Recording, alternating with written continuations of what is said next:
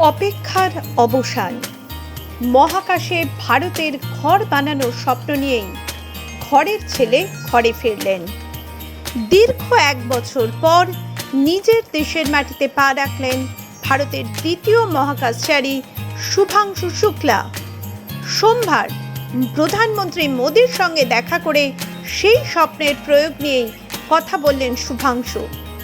মহাকাশে ভারতের নিজস্ব ঘর, ভারতের নিজস্ব স্পেস স্টেশনের প্রাথমিক নকশা তৈরির কাজ ইতিমধ্যেই শেষ হয়েছে। 5টি মডিউল বা 4 জোড়া সোলার প্যানেল নিয়ে তৈরি ভারতের মহাকাশ station. Base centre, core centre, science lab, common working module এবং রিসোর্স সেন্টার, এই 5টি মডিউল নিয়েই তৈরি হবে ভারতের মহাকাশ केंद्र। मैंने काफी सारी चीजें सर स्पेस से फोटोग्राफ वगैरह कोशिश की भारत की लेने की। ये भारत यहाँ से शुरू से ये बैंगलोर है सर, ये हैदराबाद क्रॉस हो रहा है। और ये जो फ्लैश आप देख रहे हैं सर, ये सारी बिजली चमक रही है सर, जो पहाड़ों में हो रहा है सर। और ये क्रॉस होते ही जो डार्क एरिया आता है सर, ये हिमालय आता है।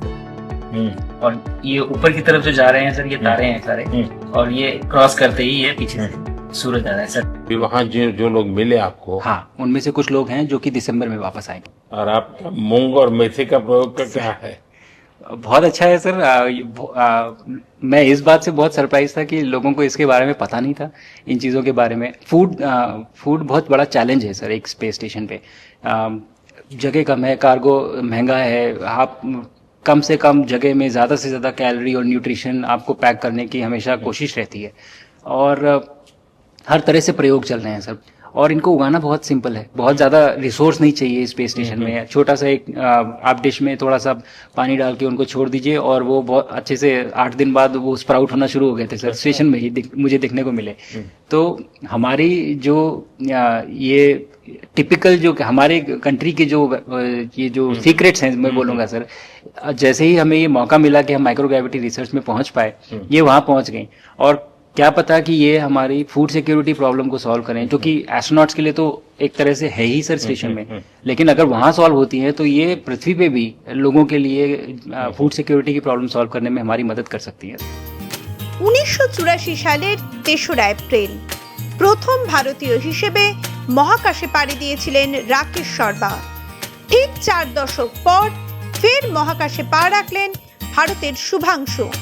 স্বপ্ন সফল করতে সময় লাগলো 41 বছর, কারণ তখন দেশের তরুণ প্রজন্মের সামনে মহাকাশ নিয়ে কোনো ভাবনাই ছিল না। এখন শুধু ভাবনা নয়, মহাকাশ নিয়ে বাস্তব রূপরেখা রয়েছে আত্মনির্ভর ভারতের। মহাকাশ থেকে শিক্ষার্থীদের সঙ্গে কথা বলে এমনই মনে করছেন শুভাংশু। প্রধানমন্ত্রী মোদিকে তিনি জানান মহাকাশে যেতে গেলে কি করতে হবে। তাকে প্রতিবারই এই প্রশ্ন করেছেন ছোটরা। सामने 40-50 लोग सर रेडी इस प्रकार का। सर अब तक तो शायद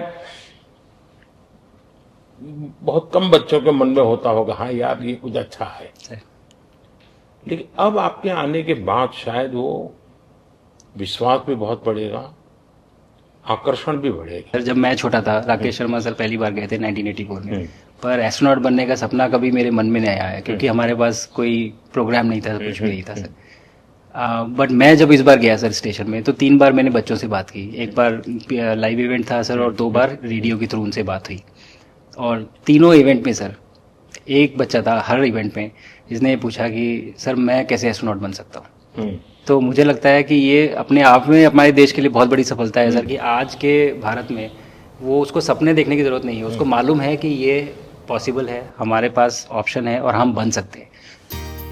মহাকাশযানের প্রস্তুতির সময় প্রধানমন্ত্রী মোদি শুভাংশুকে তার প্রশিক্ষণের পুরো ক্রম নথিভুক্ত করতে বলেছিলেন এবং মহাকাশ স্টেশনে থাকার জন্য যা যা দরকার তা করতে বলেছিলেন, যা ভারতের প্রথম মানব মহাকাশযান প্রোগ্রাম গগনযানের জন্য হ্যান্ডবুক হয়ে উঠবে। সেই কাজ মন দিয়ে করেছেন বলে জানালেন ভারতীয় বায়ুসেনার গ্রুপ ক্যাপ্টেন। সোম সন্ধ্যায় লোক কল্যাণ মার্গে প্রধানমন্ত্রীর বাসভবনে দেশপ্রেমে ভরপুর এক আবেগঘন মুহূর্ত তৈরি হলো।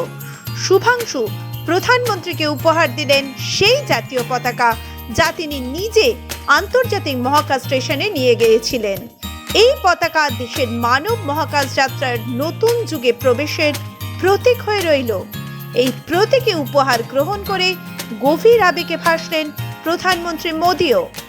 भारतीय को देख करके उनके मन में क्या रहता है, क्या पूछते हैं, क्या बात करते हैं, ये बाकी जो दुनिया सर। के देश के लोग होते जी सर, मेरा पर्सनल अनुभव जो रहा है सर पिछले 1 साल में, मैं तो जहाँ भी गया, जिससे भी मिला, सभी लोग बहुत खुश हुए मुझसे मिलके, बहुत एक्साइटेड थे बात करने में, आके मुझसे पूछने में कि मतलब आप लोग क्या कर रहे हैं, कैसे कर रहे हैं।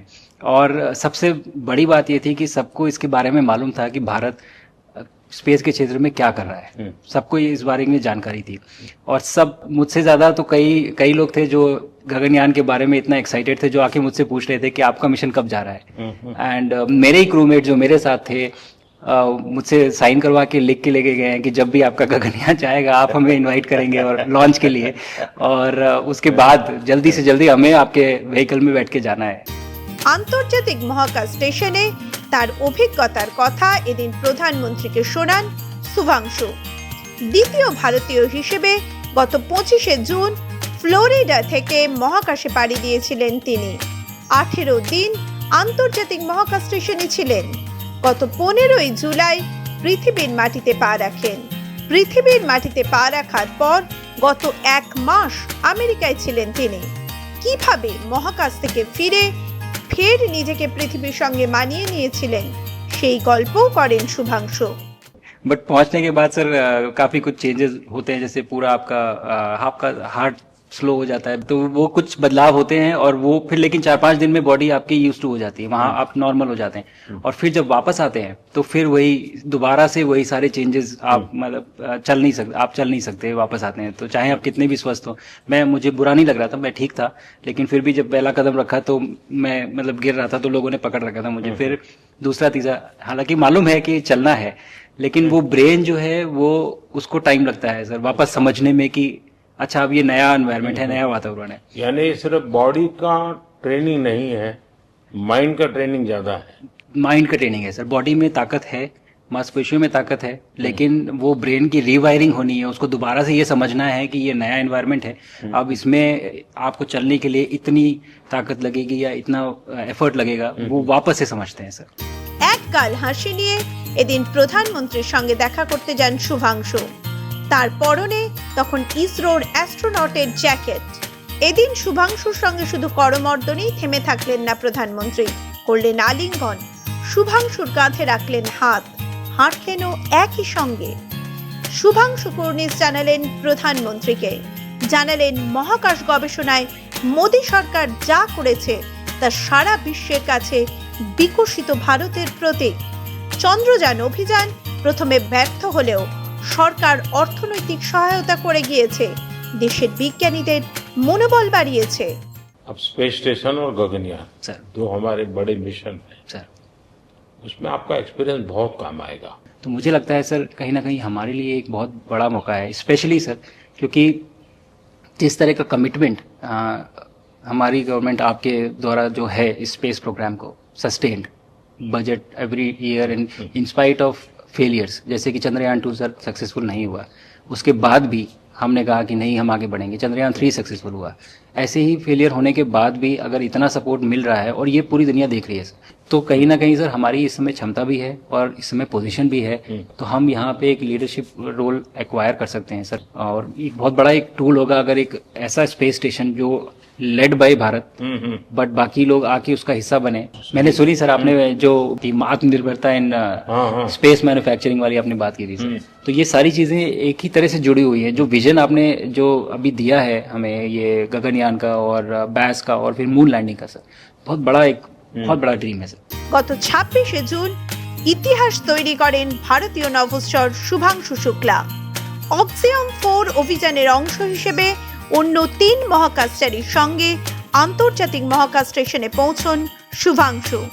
তারপর গত কয়েকদিন ধরে মহাকাশে থেকে একাধিক বিষয়ে গবেষণা করেছেন তিনি। নির্দিষ্ট মিশন শেষে এরপর শুরু হয় ঘরে ফেরার প্রস্তুতি। 14ই জুলাই ভারতীয় সময় অনুসারে 4:35 ড্রাগন স্টেশন থেকে বিচ্ছিন্ন হয়। এরপর প্রায় 22 ঘন্টার দীর্ঘ সফর শেষে পৃথিবীতে ফেরেন তারা। শুভাংশুর এই মিশনের নেপথ্যে ছিল ভারতের বড় স্বপ্ন। ইসরোর পরবর্তী মিশন হলো প্রথম যাত্রীসহ মহাকাশ যাত্রা গগনযান 2027। এই গগনযানের যাত্রী হবেন শুভাংশু।